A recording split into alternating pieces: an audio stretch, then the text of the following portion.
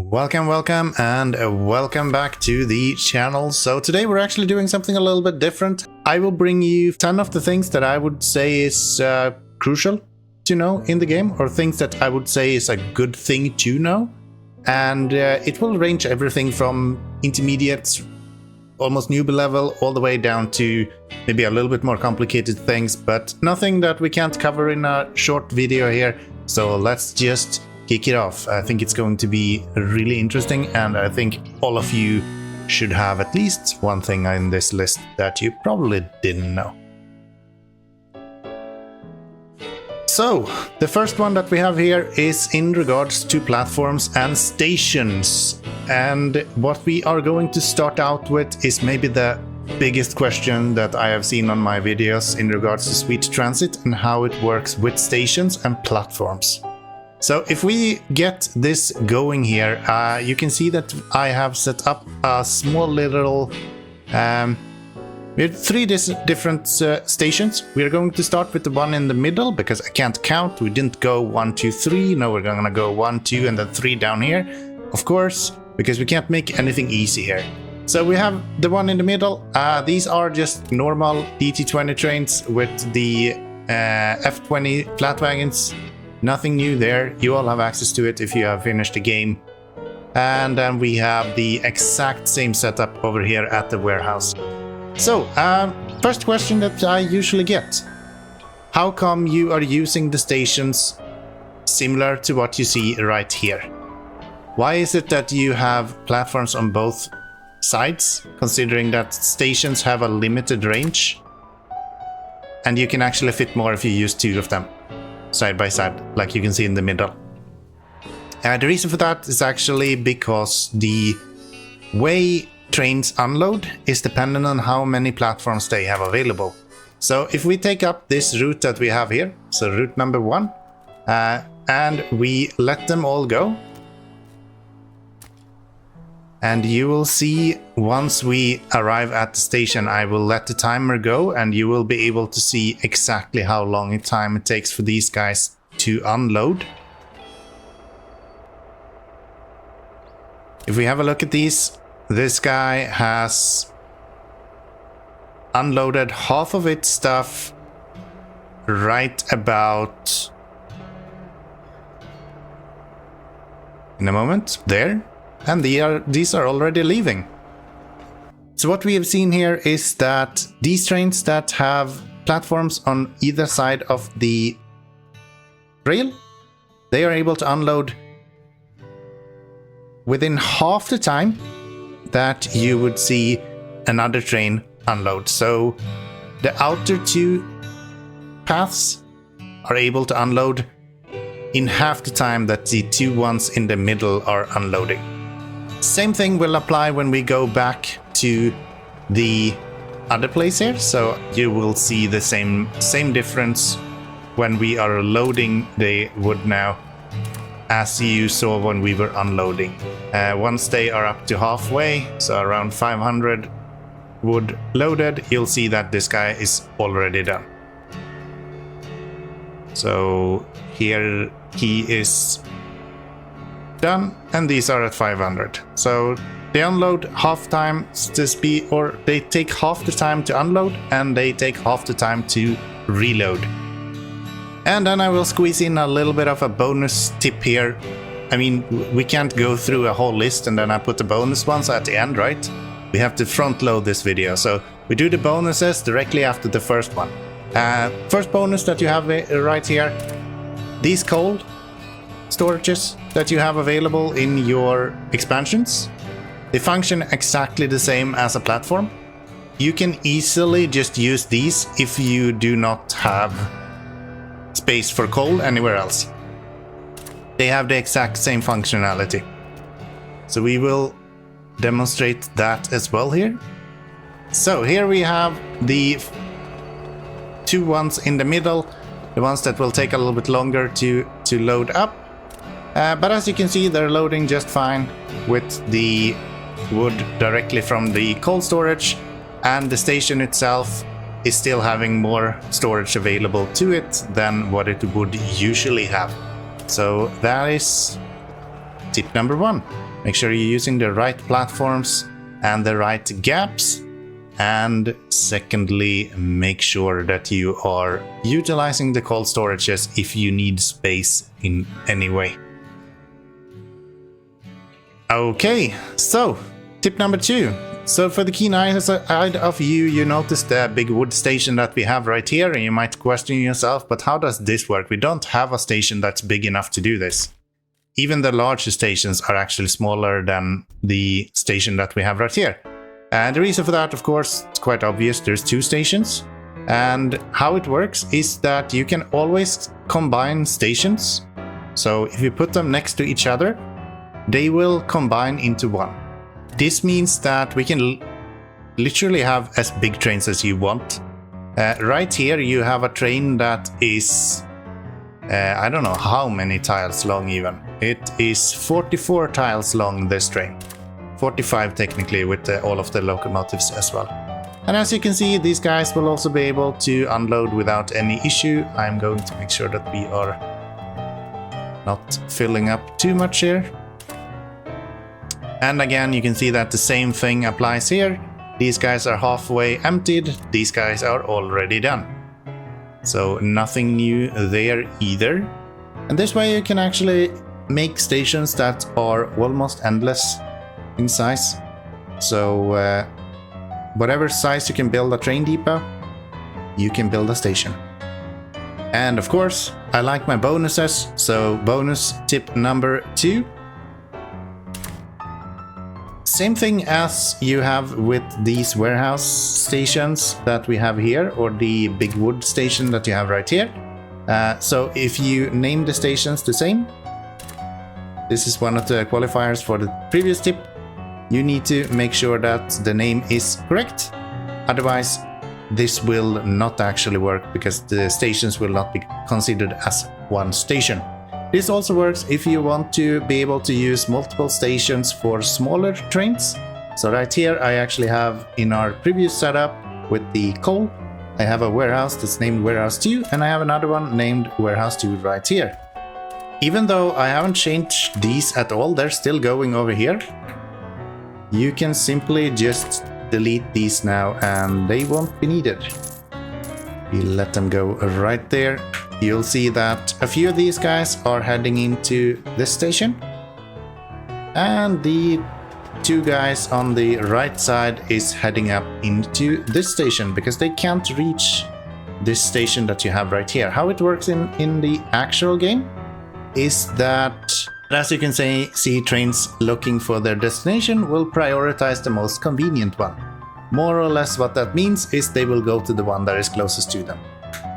So that is tip number 2. Let me know how I'm doing. Am I doing alright? Have you learned anything yet? We've kind of started out easy here. I don't think we're going too hard on you. We have another super easy one, so let's just continue here. So what we have here is a few different intersections, some of them maybe less used than others. All of these have the same setup, two going in of chain signals, 2 coming out with normal signals. The difference is how they are splitting everything in between themselves. So if we look at this one, for example, we can see that if we hover over it with the signal selected, we can see the actual split of each segment. And we can see here that they're actually splitting it automatically on this one. So even though we don't have a signal right here, for example, the train understands that it's not possible to place a signal there, and it splits the actual group itself automatically for you. So you can use this quite a lot for these sort of intersections. So if you need these sort of gridirons, or if you call it diamonds, that's also a term I've heard every now and then, you don't actually have to worry that much about signaling. You can more or less rely on the fact if you can't place a signal, the game will understand that there should be a signal there already. And then secondly, the next one you can also see works exactly the same as this one, just on a little bit of a different scale. And the fact that technically we can split this guy out here, while we can't do that on this one. But practically these two are identical with each other, just this one taking a little bit of a bigger footprint than the smaller version right here, depending on how you set up your rail signal. What we need to be careful about, however, are these sort of situations. This is not a great way of explaining this, because I don't think this would happen very often, that you are doing a bypass like this. What you might see is rather that someone has something like this. So you have a kind of a way to turn around more. So if someone comes from over here, they would be able to turn around and go back this way. The problem with this sort of setup is that here you don't have anything automatically, so you actually have to place your own signals. So don't rely on this. Always check if you actually are able to place your signal. If you're not able to place your signal, you can more or less be assured that it will be possible already to pass with trains in all directions.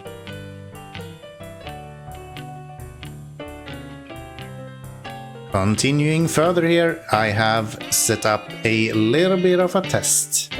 So as we all know, trains have different speeds. So if we were to go through here, we can see that we're starting with the SD10. It's doing 30 kilometers an hour as a top speed. We then have some intermediate speed with 50 kilometers, and then we have another at the very end with 90 kilometers top speed. However, you can also see that there's a few different options in regards to other aspects to the trains. So usually when you see a higher top speed, you'll also see a lower cornering speed. So if we look at the diesel trains, for example, the DT20 is actually slower in a corner than the DT10 is. If they need to slow down for a corner, for example, or for a ramp, or for a bridge or something like that, it also means that they will have to accelerate when they leave that thing. And that will consume a lot more fuel. We have 4 different routes. We have an inner route that is just 90 degrees corners all the time. Every time there is a 90-degree corner. We have an outer loop that is just plain track with 45-degree corners every time. And then we have another track on the other side of that is just ramps every second straight. So we have flat tracks on the diagonals, and then we have a ramp for the others. And then we have the outer corner that is just a large ring of bridges, or I guess one big bridge even. I will follow one of these. So if we look at the inner track, our purple train right here, it is moving at 70 kilometers an hour right now. It hits a corner and it drops down to 60, and it goes up to 70, 80 kilometers an hour, and it's a corner down to 70. And so it will continue. Every time it will go up to 90 kilometers an hour and down to 80 kilometers an hour, and then we speed up again and down to 80. If we instead go over to the next train, our purple train right here, he is moving on the 45-degree angle, and you can see here we don't actually have any slowdown at all. So the conclusion we can draw here, of course, is that to be as effective as possible with your trains, you want to make sure that you are never making the train's corner more than 45 degrees at a time. This applies to your whole train. So you have to make sure that each stretch of track has at least the same amount of tiles on it as your trains are long. That way you make sure that you can always maintain top speed, and the fuel consumption for that will be a lot better. If we continue out the circle here, we just passed our blue or our teal train right here. So if we look at this guy, this is actually a little bit different. So what we see here is a combination of ramps and the speed of the bridges, which is actually with SD20. The bridge speed is still the same top speed as if we are driving on normal roads. So we're only seeing the impact from the actual ramps of the bridges. You can see every time we come up on a ramp, we're dropping down to 70. and then we speed up a little bit, and then we drop down to 70. And then we speed up a little bit, drop down to 70, and so we continue. During the straight, we make it up to 80, just below 80, and then instantly down to 70 again. From what I can see, it looks like we are dropping speed faster during a ramp than we do in a 90-degree angle like this for a corner. So you might want to be really cautious with how many ramps you are introducing. And that draws us to the fourth and the last ring of these trains. Right here are green ST20. As you can see, he is maintaining 90 degrees or 90 kilometers an hour all this time, which means that if you need to use bridges, it is better to build one long bridge than to build two small bridges that are increasing the amount of ramps you have. So when it comes to bridges, it is more important to make sure that you are not having a bunch of ramps than it is to make sure that the bridge itself is not too long. This guy only has 2 ramps, but he is way quicker than this guy just because he doesn't have to go through the different ramps. So if we continue here, you will see that this guy will actually overtake him, even though he's going a further way around. The green train is a lot faster than the inner train just because the bridge itself is slowing you down so much. Okay then, so then we continue to maybe a little bit more interesting things and things that I have seen a lot of people misunderstand and not really know how to deal with. Number 6 here is going to be something that I think a lot of you people do not really know about just yet. So stay tuned for that. Number 5 though is about the town growth and the demand-based growth of your cities. So anyone that comes from a city builder would know that, okay, if I want to have more people living in my town, I would just build more houses. So currently we have 380 people living here. We'll add more houses to that. And we expect these guys to eventually start bringing in more people, right? But what is it that's actually happening here? We keep standing here. There is no people coming. We're at 4x speed. We bring it up to 16x speed. Still nothing happening. Why is it that we are not getting enough people here? It's actually quite simple. So how the system works for Sweet Transit and the cities is that if you don't have work for them to do, they simply won't move in. It's that simple. If you don't have anything for people to do in town, you can see that we have people standing around here at the station. Both the station is full, so we can't really fill up the station anymore. All of our workplaces are full, so they have 20 people everywhere that they can work with. So everything there is working as it should. We don't need more people there. And therefore we see these guys simply leave the houses empty. They won't move in anymore unless we give them more to do. So one way of doing that is of course to add more production in town. So if we were to add, for example, a stone, we add a stone works right here. That means that we need another 20 people to work here. And you can see that instantly the town's population is starting to grow. So we should see this stop at 400. We'll add one more just to demonstrate this. So we went from 400. We'll speed this up a little bit. It jumped up to 420. So if we speed this up a little bit here, you can see that it jumps up to 440 as well. So we went from 400 to 440. The delay there is because we need to wait for the guys to change the shift once, and then they realize they need another batch of workers to work the next shift. So that is how you actually continue to grow a city, but you can't always just add more people in the city, right? You don't always need more stone or more fishermen or more bakeries and so on. It is maybe the bigger impact is from your station. So your station also holds a bunch of people, and this is dependent on the amount of workers that your routes are delivering. We have 2 different wagons for passengers. They are each 40 people, so we can hold 40 people in the station, as well as we are making sure that each train, when it arrives, should be able to pick up a full batch of new personnel that they can deliver. So if I were to add another train on here, you can see that all of a sudden we are able to handle even more people, and the station now requests the double amount. So we do now need to have enough personnel available here for 2 of our trains to be filled up, meaning that we need 160 personnel available here.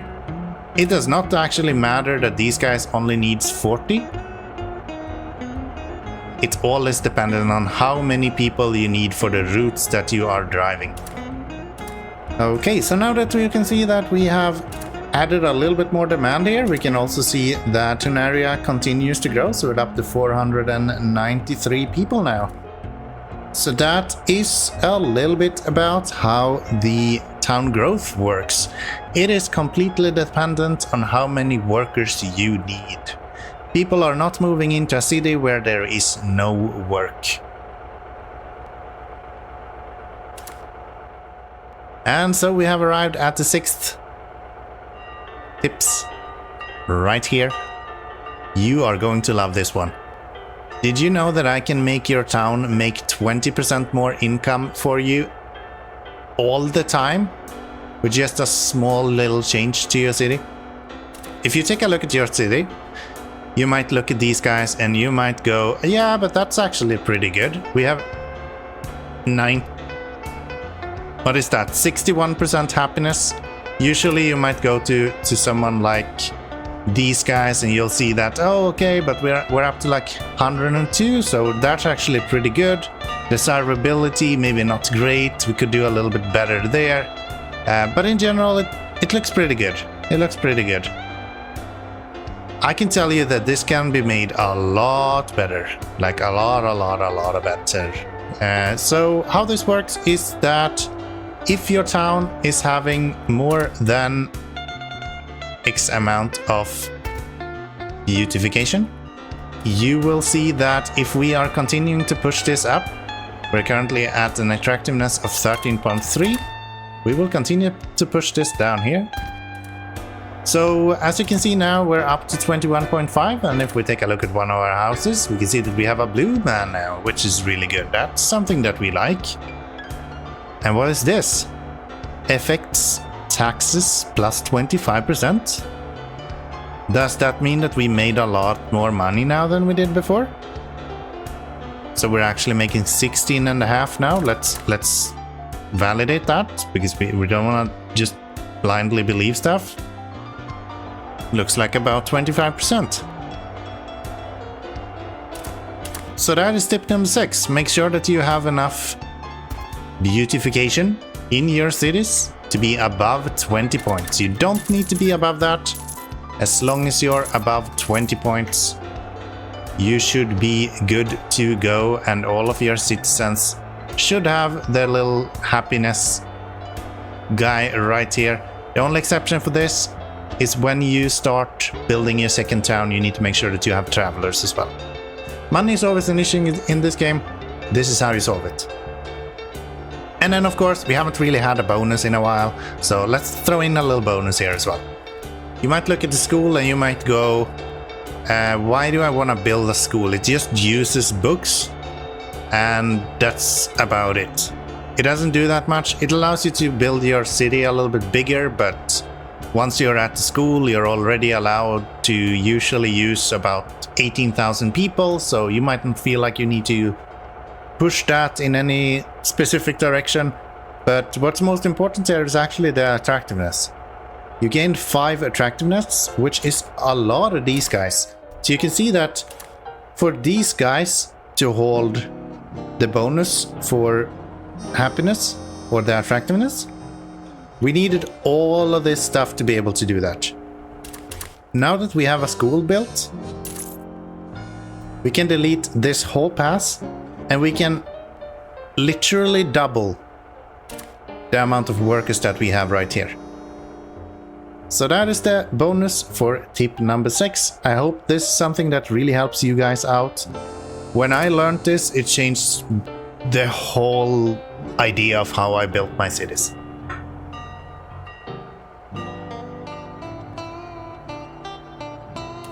And so we arrived at tip number 7. Some of you might already have paid attention a little bit to the route that we have right here. I will explain it to you, and this is maybe one of the more common questions that I get in regards to trains. So if I allow these guys to leave here, you will see that when these guys leave, they leave with workers. They will then drop off the workers at the coal station that we have right here. And they will also load up on coal. But then you ask me, but Frederick, if you load up on workers, so you have a swap worker 1, you can't actually add coal here because that's not a worker. So how do you actually make sure that trains are doing multiple things at the same station? It's actually easier than you think. It is a lot easier to build multiple cargo trains or multiple purpose trains like this. So you can see here, they're adding up on coal, they're delivering workers if they need any, they pick up the old workers if they need any, and then they head back. So nothing really new there. If we take a look at this route that we have right here, so how we have set this up is that we have each station added twice. So we have Honaria for unloading, means that the train will unload all of the coal in Honaria. And then we have again Honaria, but this time with swap workers. You can ignore this one, I just added that for us to be able to hold the train for a little bit. So yeah, swap workers directly after means that we are also changing workers at the same station. Same thing when we get to station number 6. We have one that swaps workers and we have one that loads the coal or anything else that train can load. You can of course use filters here if you want to specify a specific thing that should be loaded. So that's how you do the multi-cargo trains or the multi-purpose trains that you might want to use in the early stages of the game at least. That is tip number 7. Multiple trains with cargoes is a possibility in Sweet Transit. Just not as obvious as you might think. So, tip number 8. You might have a request to have this train only go up here, for example, because we want the 2 platforms to be used by a train that is only delivering coal or only delivering people and need to unload and offload way faster than this train needs. This one is just going to our town, for example. Say that we had one that left for the warehouse or something like that. We might want to tell this guy to go to this station instead. So if you only want him to reach this platform, one way that you can do it is by using a requirement signal. So we can of course tell him here that, okay, we want to have the let's say name, we want the route to have a 7 in it because I think that's called the route 7, and we want it to be limit and prefer, and then we can set it to 1000. It does the same thing. The only difference is that these requirement signals, while not costly, is not available in the early time of the game, do still cost money. So if you can avoid them, then maybe you should do that. The way you do that is by changing the route specifics that you have. So number 3 and number 4 is the station number 6. We are going to force these guys to this guy instead. And we're going to force this guy to the same station. The way you do this is, if we hover over reselect destination right here, you have a little button. It says the destination can be either rail or a station. You can select a specific rail the train will stop at while using a station by holding control. So if we hold control, we can select a specific station. You can see that it even highlights the specific platform where the train is going to stop. You can also use this to push trains past the station. So if we were to put it here, for example, where we have it now, it actually means that the train will pass the station, and then the loading of the different cargo trains will be just behind. So if you look at how these guys now will drive in here, the locomotive will go straight slightly past, and then these guys will fill up just as normal, so nothing changes in that aspect. But the train will now always go to this specific station, and as a little bonus, you're also able to specifically tell where the locomotive should stop.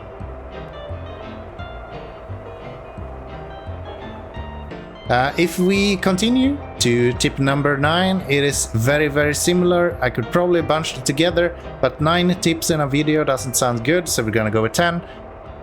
Number 9 is the option to actually specify what your station is picking up. So if we take a look at the station interface, you can see that we have the station right here. It will tell you what kind of fuel we have available.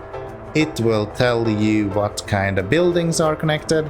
But what very important here is the connection to a distribution center. This shows you exactly what it is that is connected. You can also see that that thing is also highlighted.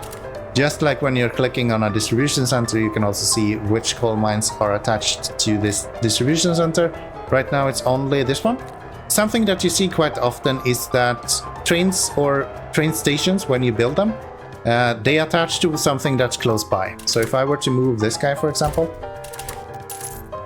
and then we would connect this guy again to the train station, this guy will actually not connect to the warehouse right now.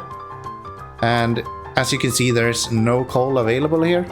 Even though if we look at this guy, we do actually have a little bit of coal available.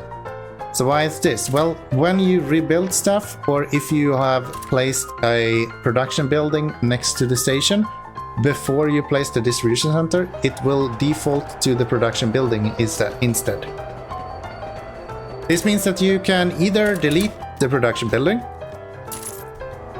and you will see that it goes back to the distribution center. And if you don't want to do it that way, you are also able to go in and just manually assign the coal mine directly to the distribution center or the station. Sorry, you are able to also connect the station directly to the distribution center. I don't know why it was that so hard to say, but yes, that's also a possibility, and that way this guy will also be connected.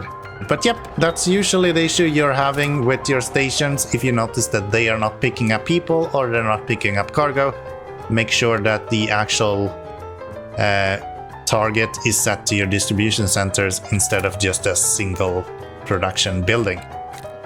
That was tip number 9, and we are at tip number 10.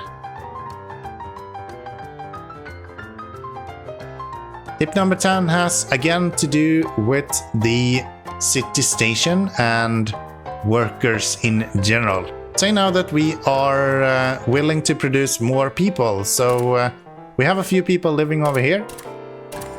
They have a station right here, but they don't really have anything to do. They don't really have any work that they need to do. So how can we make sure that these guys do get work? Well, we could take a train and we could tell the train that you can go up to the coal mine and you can work at the coal mine, but it could be complicated to do it that way. It might be a lot of trains going up to the coal mine. These guys might not be able to fill up enough people for a train and so on. So we might want to be able to consolidate and make more of a kind of central station, more or less, where all of our workers are originating from, such as this guy. So we have a two-lane station here, right? We could feasibly have all of our trains leave from here with the workers, but the workers are over here, right? And each station only has a specific range. Even if we were to make this route right here to stone, it actually still doesn't really cover all the way, right? So how do we solve that if we don't actually want them to go directly to the coal station? Well, it's actually quite simple. You can see that I have already prepared a route here. You'll notice something a little bit different here, something that you don't really see otherwise. You can see that we have a load option. We do not use swap workers, we're using the load option.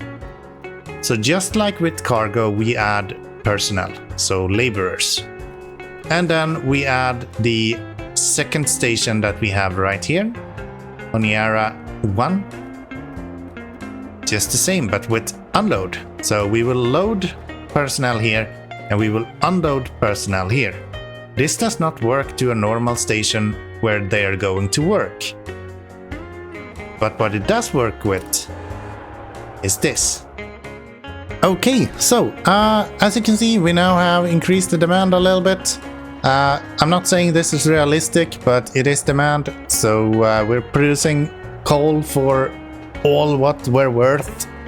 And you can see that the actual station that we have right here, it's not really keeping up all the time.